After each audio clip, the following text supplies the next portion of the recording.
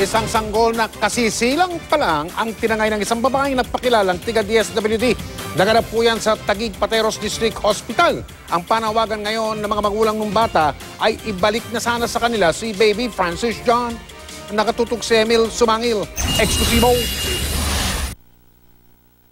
Alas 9:25 ng gabi noong February 12, isinilang ang healthy baby boy na si Francis John Cabailo sa Taguig Pateros District Hospital. Si baby Francis John ang unang anak ng overseas Filipino worker na si Cherry Gold. Pero ilang oras matapos siyang mailuwal, nawala ang sanggol.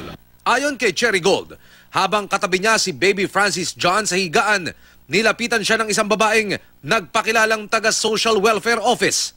Pinunta niya ako sa bed ko, tapos sabi niya, "Ma'am, taga DSWD po ako po si Miss Lily."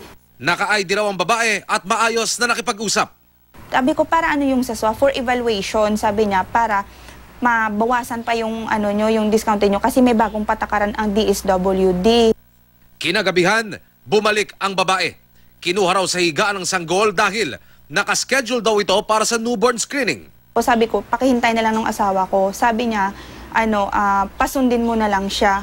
Pero may maitim na balak pala ang babae. Saan dumaan? Sabi ko dito, bandang sa may pinto dyan. Sabi niya, sige, wala na, nung lumabas asawa ko, sabi niya, May, wala nang babae dito. Sabi ko, yung mataba, sabi ko, kakaalis lang, sabi ko ganun. Sabi niya, wala talaga. Hanggang sa mga oras na ito, hindi pa rin natatagpuan si baby Francis John, pati ang babaeng tumangay sa kanya. Masakit po bilang nanay na ganun po nangyari sa amin. Sige. Galit po na nawala yung baby namin. Ito raw, ayon sa ina, ang tumangay sa anak niya. Aksidente siyang nakuna ng litrato ng isang nurse ng ospital habang nakatayo sa likuran ng isa pang nurse na may karga sa sanggol. Mataba po siya na mataas, malaking babae, na pango yung ilong, na bilog po yung mata niya. Kasi minsan niyang tinanggal yung face mask niya eh.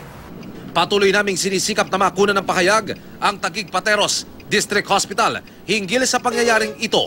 Ako po si Emil Sumangil. Opo, sa GMA. Opo. Good afternoon, no.